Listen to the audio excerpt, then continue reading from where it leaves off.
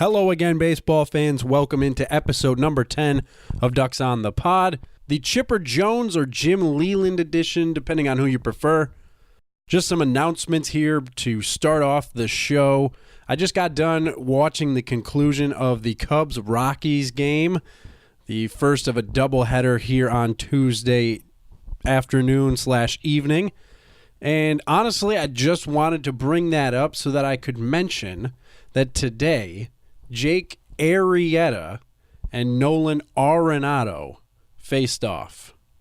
I'm a writer, and I have fun with words. For that, I apologize, but I thought that was kind of cool, no?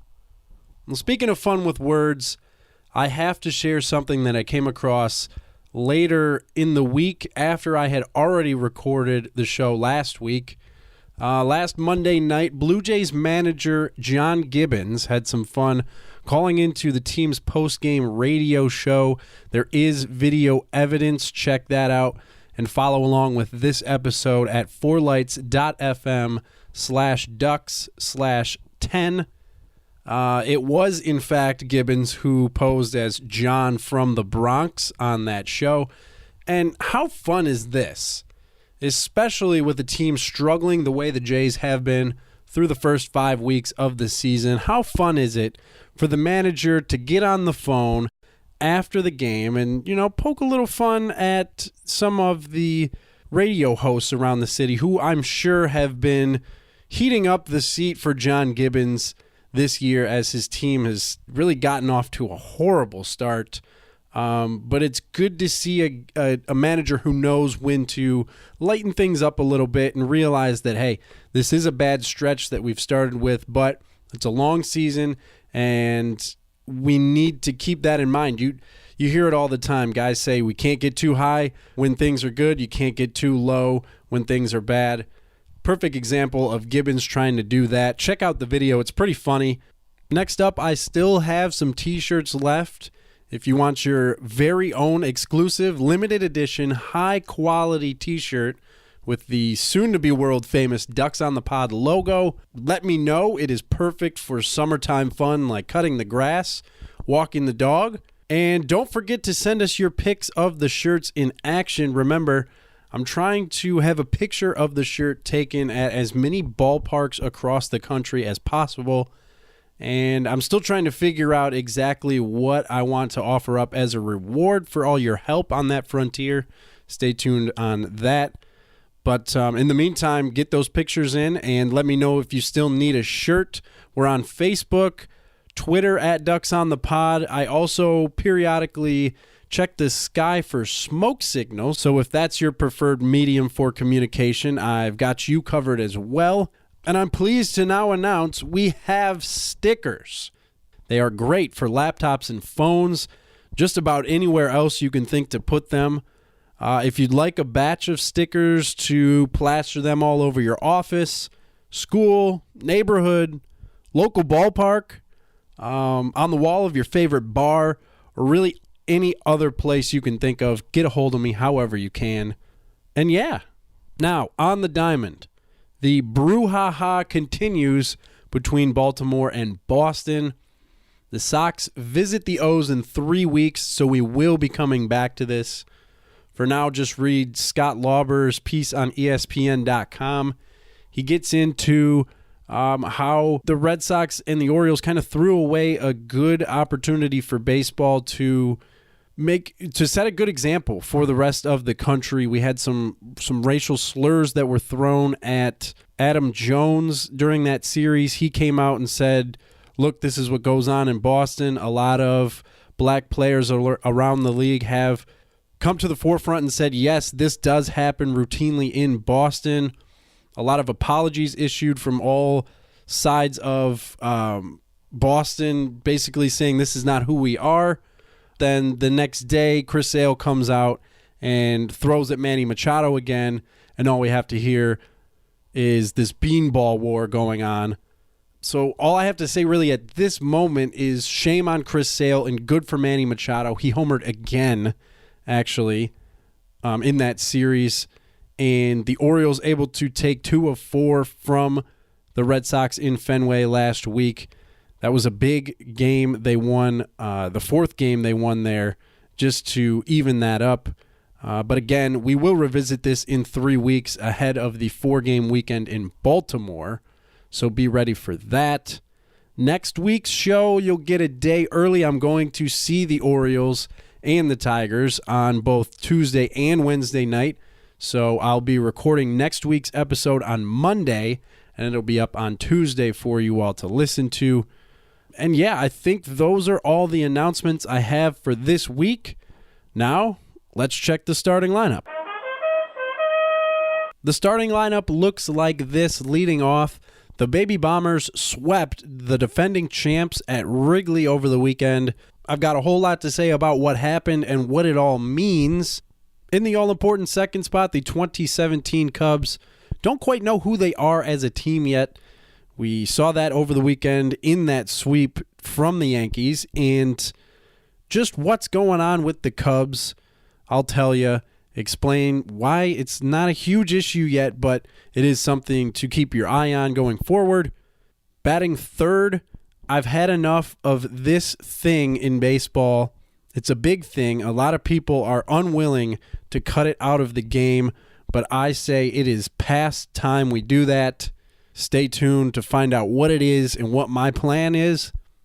And cleaning up this week, I didn't want to talk about this because it's my hometown team, and I don't want to make this about the Detroit Tigers, but Francisco Rodriguez is floundering, would be one word. And there are a lot of other words, a lot of more harsh words to describe the job that he's done as the Tigers closer so far. Is there a solution? I'm going to dive into it. Things aren't looking great. So at this time, I welcome in the great Hambino. He's going to get us kicked off here. Take it away, Ham. All right, so over the weekend, the New York Yankees swept the Chicago Cubs in Wrigley. 3-2 Friday afternoon, 11-6 on Saturday evening, and then 5-4 on Sunday night into Monday morning. Of course, that was the crazy 18-inning game we saw on ESPN's Sunday Night Baseball. But on Friday afternoon, Brett Gardner's 3-run blast in the 9th inning was just enough for the Yankees to squeeze out that win. He was pumped about it, too. You can check out the highlight video. And I don't know if it was maybe just the feeling of getting that big home run at that time against a difficult opponent, but for whatever reason, he was geeked up about it. Aroldis Chapman comes in to strike out Hayward and Baez for the save that day. It was a bit weird to see him back in pinstripes on the Wrigley Field mound. Of course, he was traded from New York to Chicago last July, only to end up back in New York in the offseason as a free agent. On Saturday, that 11-6 game, the Yankees jumped out to a 7-0 lead by the 4th inning. Starlin Castro knocked one out of his old park, which was cool to see. And then this marathon game on Sunday, 5-4 in 18 innings. It was the most impressive of the 3 wins for the Yankees, I thought, because even though Chapman did come in and give up the 3 runs in the bottom of the 9th to tie that game up, that looked to be a crushing blow, and it wasn't. The Yankees didn't fold. They ended up winning that game. Basically played a whole nother game to get another run and win the game. The Cubs, during this series, had 22 hits in 36 innings. There's something wrong there. This could be an eventual World Series matchup, but as you look at it now, the Yanks look like much more of a contender than the Cubbies do, at least for now. And this series solidified 2 things for us: that the Yankees are ready to make a run at the AL East this year, and that the Cubs, they're not going to simply walk their way back to the World Series. And that brings me to the second topic of the show here this week. We're going to do a quick transition, because while the Yankees are, at this point, one of the best teams in baseball with one of the better records, and they look like a team that's much better than we might have anticipated leading up to the season. The 2017 Cubs don't quite know who they are as a team quite yet. They are certainly not the 2016 Cubs, who had a 24-6 record on May 9. I agree with Chris Bryant that this year's team shouldn't be compared to last year's. It's really just not fair to do that because these seasons don't happen in a vacuum. Not everything is the same, obviously. So how can you expect the same results? But he has to realize that this is part of the deal. Defending champs are going to get compared to their previous year's selves. Pac said it best. That's just the way it is. It's much of the reason why repeating as champions is so tough in any sport, baseball in particular, because of just how long the season is and how much can go wrong. The external pressure does pile on, and it's up to the team to deal with it. Joe Maddon knows this. He came out this spring and immediately he instructed his team to embrace the target. That's one of his many mantras that he debuted this season. After winning that World Series, he knew that all eyes were going to be on the Cubs all season long, and you don't want to be running from that because it's not going to go anywhere. It's just like when you're in the field and, the right fielder is probably, in Little League, the worst fielder probably stick him in right. So he's in right field shaking in his boots, shaking in his cleats because he doesn't want to get hit the ball. Well, when you're standing in the field like that and you're dreading the ball getting hit to you, it's going to find you. So wanting to duck that is not going to change the fact that the ball could get hit to you. Same way. Just because Chris Bryant feels that it's unfair, and it is, to compare 2017 to 2016, it's going to happen all season long. And if he's sick of it already, it's going to be a hell of a summer for him because he's the NL MVP. So he needs to follow that up and really disregard everything that's being said. But I really don't think the mentality here is the issue. It's not an issue of a lack of concentration or anything like that. We're not in Chris Bryant's head. The Cubs just haven't found their mojo yet.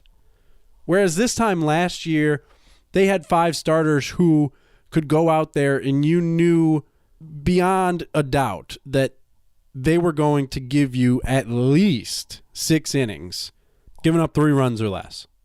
So as an offense, you just go out there and say, hey, we got to score 4 runs. We win the game because our bullpen is also lights out. We got guys on guys who are coming out of there with power arms, striking everybody out. From Pedro Strop to Carl Edwards Jr. to Hector Rondon. And now they have a bit of a different cast, but most of the same guys are still there. Add Wade Davis to the mix. But the starting pitching hasn't been nearly as good. And the 5th starter, actually, they don't really have one right now. So they're looking for the veteran starting pitchers to step up, as they did last year.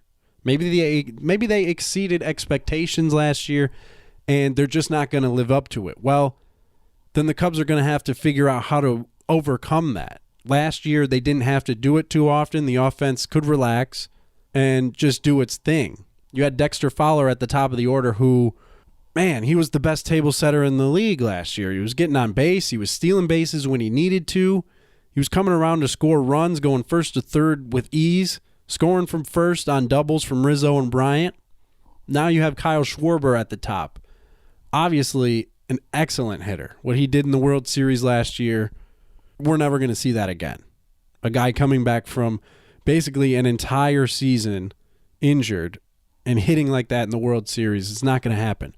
But when you look at this Cubs team, how many guys are just up there to slug the ball? Schwarber is certainly one of them. He gets on base, yes. He can draw a walk. He's very patient, disciplined at the plate. But he's a slugger, make no mistake. He's not going to slap it the other way. just to get on base. He's looking to drive the ball, and that's fine. But at some point, you need the guys who are going to set the table to get on base, run around, cause some havoc, and let the sluggers do their thing, as happened last year with Dexter Fowler, Ben Zobrist, anybody else. They were all getting on base. And now you're seeing more of a station-to-station approach. Guys aren't on base all the time, so you got to try to string together hits, and it just hasn't happened. You end up scoring all your runs from home runs. The Cubs right now, I think, are really suffering from a lack of guys who maybe aren't great hitters. Maybe they do have too many great hitters in the lineup. It's a weird thing to say, but when you start to think about it, maybe they really do just have too many middle-of-the-order guys, not enough top-of-the-order guys. And the fact that their pitching hasn't been doing all that well also contributes to this. It's not a good mix right now for the Cubs. They've got to get it figured out pretty soon. I mean, they have time, but the good thing about the NL Central is nobody's really running away. You've got the Reds currently leading the division. I don't think that's going to last.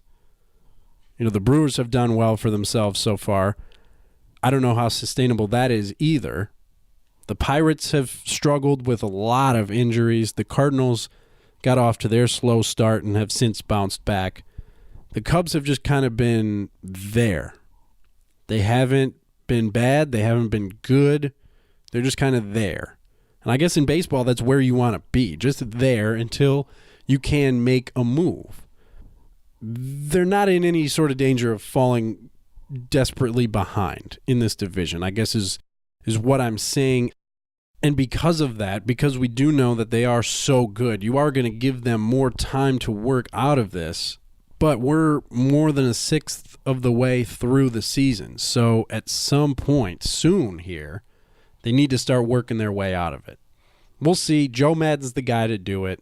But yeah, keep your eye on the Cubs the rest of this month. They've got some big series coming up. They're in St. Louis over the weekend. They've got the Reds and Brewers next week. Giants for 4 at the Dodgers. So it's a big month for them. Look to see what kind of team this is. I'm still trying to figure it out. And I think they are too. All right, baseball fans. So I told you at the start of the show that I got a big change that I want to make to the game. And I know a lot of people are going to hate this. But hear me out. I have had enough of extra innings. And I think it is time, it's past time for ties to be a thing in baseball. Matt Snyder did a nice job detailing the case for both sides on CBSSports.com. But my feeling is, at some point, you got to make a decision on what side of this fence you're on. And I am in favor of just ending the game in a tie. It's not going to matter in the long run. In the grand scheme of things, you look at the standings at the end of the year. Okay, 2 teams had a couple of ties. Great. You can still figure out the standings. It's not like this is going to make it such a difficult task to sort out the division winners at the end of the year. We saw a great example of why there should no longer be extra innings in baseball. Let me rephrase that. Extra innings should be capped in baseball. I'm willing to go to 12 innings. But after 3 extras, we just need to stop. Because if you watched Yankees-Cubs Sunday night, it was hardly baseball past the 9th inning. In the 10th, Gardner, Ellsbury, Hicks, Russell, Jay, and Contreras all struck out. There were 6 batters in the 10th inning. All 6 of them struck out. In the 11th, Carter, Castro, and Ref Snyder all struck out for the Yankees. Almora struck out for the Cubs. Schwarber walked. In the 12th, Romine K's, Russell strikes out again. Jay was intentionally walked. Through 3 innings, 3 extra innings on Sunday night, we had 12 strikeouts and 2 base runners, both put on by walks, 1 intentionally. And you're telling me you want to see more of this? You know, I'm sick of people coming up with proposals that dance around the issue. You can't float the idea of limiting the number of relievers that a team can use in a game and then turn around and not support the idea of calling games a tie after 12 innings. You can't propose a rule that would have every inning beyond the 11th start with a base runner on second, yet not be in favor of a rule that would just end the damn thing. We can't continue to complain about baseball games taking too long, but refuse to institute a simple rule to rein in the most egregious examples. Sunday night, perfect one. There was no need for that game to go into 18 innings. There was no need for both teams to blow through their bullpens. There was no need for Joe Madden to have to send up pitchers as pinch hitters because he didn't have anybody else on the bench anymore. That's not baseball. That's not entertaining. That's not good for business. Just end the game. I don't understand this obsession with we play until somebody wins. Who cares? There's 162 games in a season. Come out the next day and figure it out. And I'll tell you why this is a real issue. So the Yankees and the Cubs play this extraordinarily long game on Sunday. And then they both fly out for another series on Monday or Tuesday.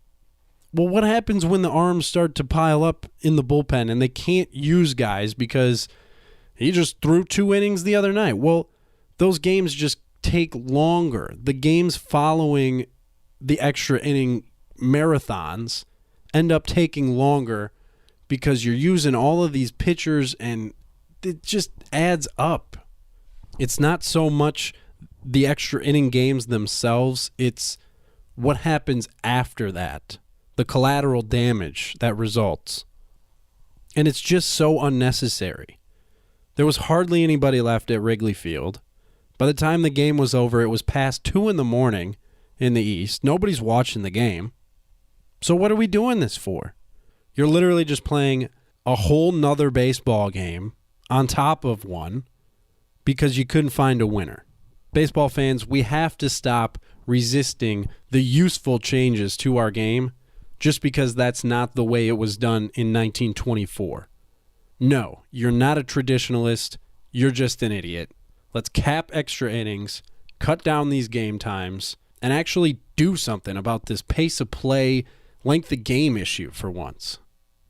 I'm sure many of you disagree. Please feel free to share all the reasons why you insist on being wrong on this issue. I'd love to get into it. I really didn't want to have to get into this, but it's gotten some legs in the last couple of days, and I think it does need to be addressed. Francisco Rodriguez is just not getting the job done as the Tigers' closer. And the problem is now the Tigers do not have another option, really. In 2 appearances out in Oakland over the weekend, Rodriguez pitched 1 inning, gave up 4 hits, 2 walks, 5 earned runs. In 2017, he is now 1-4 with 4 blown saves and an 8.49 ERA. In 11 2/3 innings, he's given up 19 hits, 5 walks, and 4 home runs. Opponents are hitting .352 against him, and his whip is sitting at 2.06. That's atrocious. That's horrendous. That's hideous. That's a lot of things. It's certainly not closer's material, and the Tigers don't have another option. There's Justin Wilson, who is the heir apparent, I guess, but then the question is, how do you get the ball to him? He's also the top lefty in the pen right now. But at this point, those 2 blown saves in Oakland seem to be the last straw. People here in Detroit just do not want to see Francisco Rodriguez close games for the Tigers anymore. It's a shame because he is the active saves leader, and he was at one time one of the most electric arms in the game. But, I mean, at this point, we're talking a decade and a half ago when he was a rookie.